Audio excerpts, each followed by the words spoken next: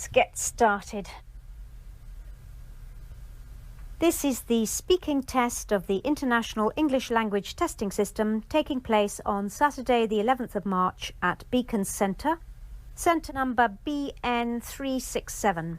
The candidate is Sabrine Valancheri and the candidate number is 0003400. The examiner is Carol Kennedy and the examiner number is 433816. Good afternoon. What is your full name, please? My full name is Sabrine Valancheri. And what should I call you? You can call me Saba.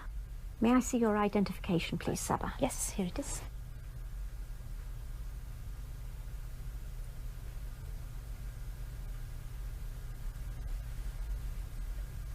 Okay. Thank you.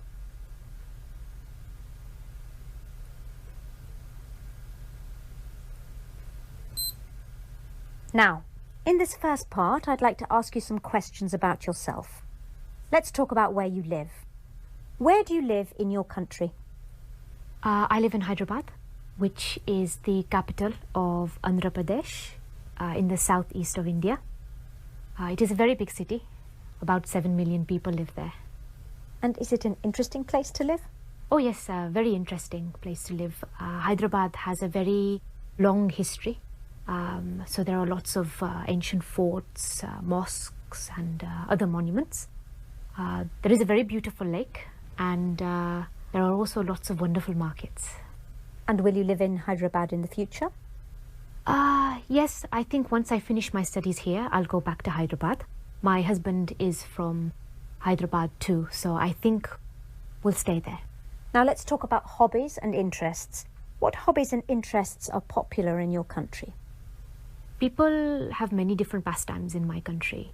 I think the most popular these days are things like gardening and do-it-yourself, which is when people, well, usually men, make things for their home. I think women tend not to have too many hobbies. You can't really call shopping a hobby. I think in the past, women used to fill up the leisure time that they had with craft activities, but sewing and knitting aren't so common these days. I think reading is still very popular, especially now these days with the new e-readers. And which hobbies and interests do you enjoy? Well, like a lot of people, my work takes up a lot of my time. And at the weekend, I like to meet up with my friends or go out with my husband. So I don't really have much time for hobbies. But I do read a lot, especially history and biography. Also, I love collecting art. So I go to a lot of art fairs. I really like colourful, abstract art, which really brighten up our homes. And what hobbies and interests did you have as a child? Gosh, that was a long time ago. Let me think. I used to collect key-rings. I think I had about 20 or 25. They were silly things really, but fun for a small child. I used to like painting and drawing. My parents were very supportive and they bought me a lot of oil paints, but I'm not really very talented. I also played the clarinet. I was in a junior orchestra. I remember once we played a concert and my reed broke during the first piece, and so I couldn't make any sound. And do you think parents should encourage their children to have a hobby or interest? Oh yes, very much so. I think it is very important for children to have something other than school, television and computers. Sometimes a hobby can turn into a very successful career, but even if it doesn't, it can help the child develop as a person as they learn about new things and meet new people who share the same hobby. Now let's move on to talk about the weather. Do you prefer hot weather or cold? I think I prefer cold weather. I know most people prefer hot weather, but it is always so hot in my country that it is such a nice change to feel the cold. Of course, in the cold, it's very easy to put on a hat and gloves to keep ourselves warm. Tell me about the weather in your country at different times of year. India is so big that there are many different climates. So I'll just talk about the weather in Hyderabad. Generally, we have a tropical wet and dry climate. That means that the summers, March to June, are hot. over 30 degrees and very humid. Sometimes it can reach over 40, which is just unbearable. At the end of the summer, the monsoon comes and it rains for about 3 months.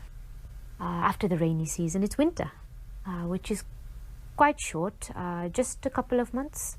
Which time of year did you enjoy most as a child? Well, I think like most children, I would say the summer, when we had the long school holiday. But I always preferred spring. There's something so lovely about when everything starts to grow again after the winter. You can almost smell it in the air. And has the weather changed much in your country in recent years? I don't think so, really. I know that in some countries the climate has been changing because of global warming, but where I live it seems to be the same. Just heat and rain. I have noticed something. In recent summers, when it's very hot, there have been many water shortages. I don't remember that happening when I was younger. Thank you. Now I'm going to give you a topic, and I'd like you to talk about it for 1 to 2 minutes. You have 1 minute to think about what you're going to say, and you can make some notes if you wish. Do you understand? Yes. There's your paper and pencil. And here's your topic. I'd like you to describe a gift or present that somebody gave you recently.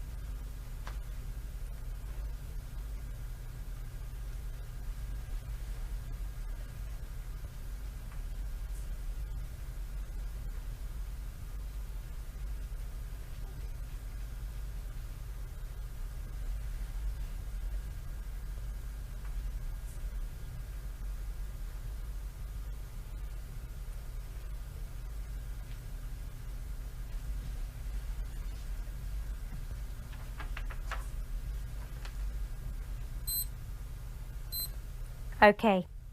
Now you have 1 to 2 minutes for this, so don't worry if I stop you. I'll let you know when the time is up. Could you start speaking now, please? I'm going to talk about a present my husband gave me last year for my birthday. We had gone to Istanbul for a few days. My husband had always wanted to go there. Anyway, we had a few days holiday from work and we decided to fulfill my husband's dream. As I said earlier, I'm really interested in art, and so even though I had no real desire to go to Istanbul, I was totally captivated by all the beautiful buildings and the wonderful arts and crafts that were available there. The Blue Mosque was my favorite building. From the outside, it looks just like a typical Ottoman mosque, but inside it is quite startling. The large windows with the light reflecting on the exquisite blue tiles made it just breathtaking.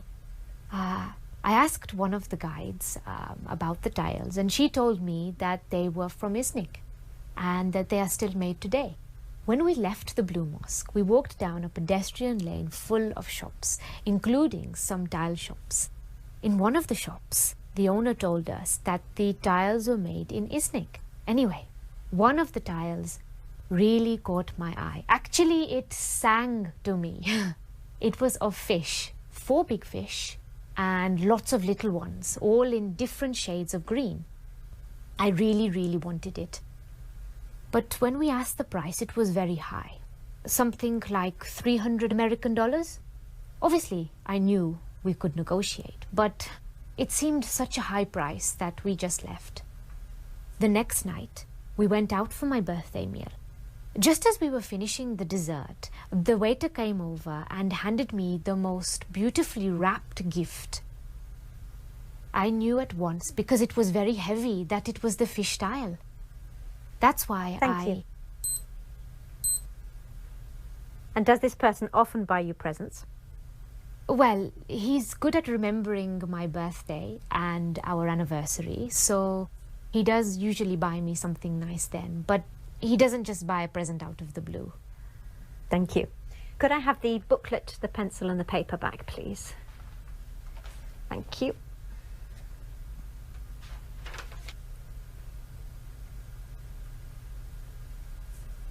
Now, you've been telling me about a present you received, and I'd like to ask you some more general questions related to this. So let's talk about attitudes to gifts. Can you tell me something about how people feel when they receive a homemade gift and when they receive a shop-bought gift? Well, I think as with everything, it depends on the person and the gift.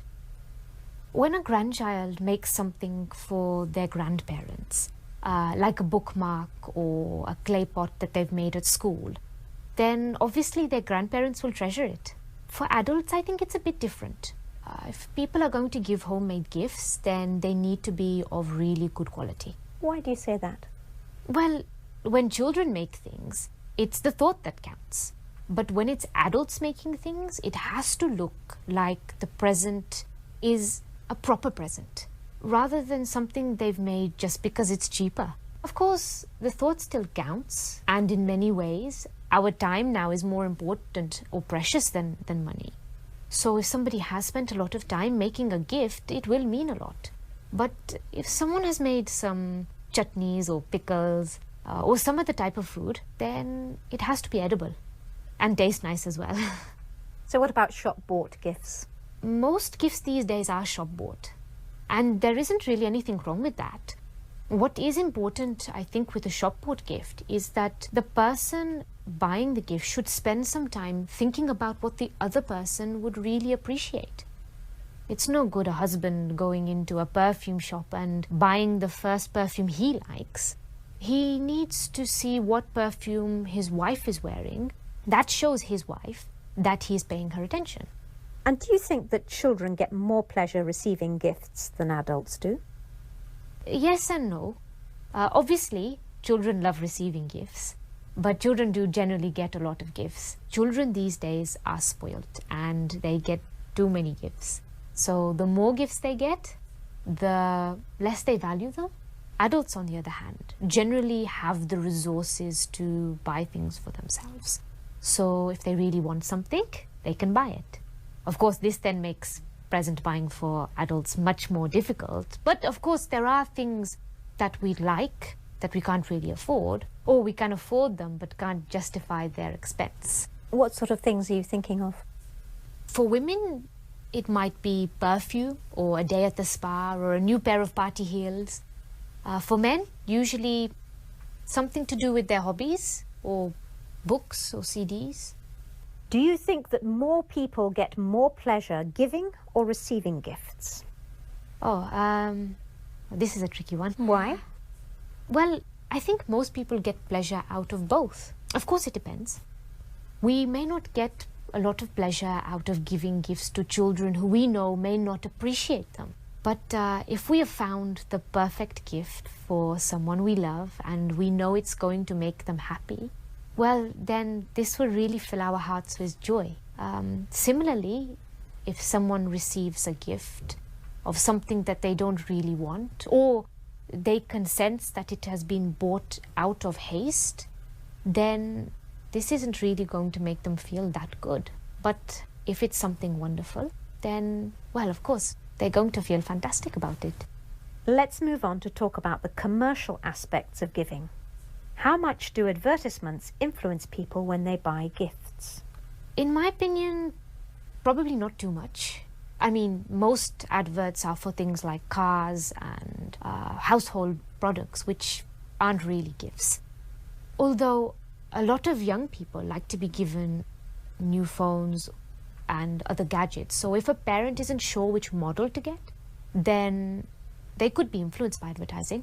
And do you think that some festivals have become commercialized as a result of the emphasis on buying gifts? Oh, yes, definitely. Yes. In fact, I think it's much worse than that. It's not just the old festivals becoming commercialized, but so-called new ones being created just for the sake of present giving. Can you tell me more about that? Yes, things like Valentine's Day and Mother's Day, these aren't Indian traditions, but suddenly we find we have to buy a present for our spouse on Valentine's Day. And while it is nice to